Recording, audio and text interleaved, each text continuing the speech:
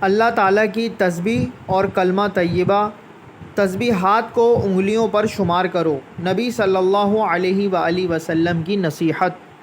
السلام علیکم ورحمۃ اللہ وبرکاتہ۔ بسم اللہ الرحمن الرحیم۔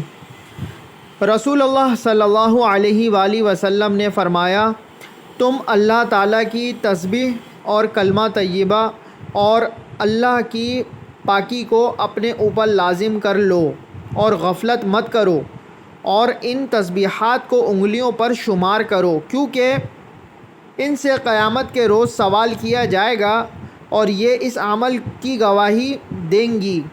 حوالہ ترمذی 3583 عن یسیرہ رضی اللہ تعالی عنہا۔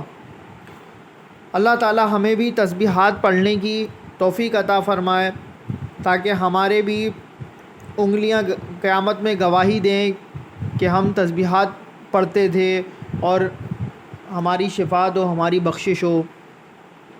آمین۔ دین کی بات پھیلانا صدقہ جاریہ ہے۔ اس کو شیئر کیجئے، سبسکرائب کیجئے، لائک کیجئے۔ جزاک اللہ خیرہ۔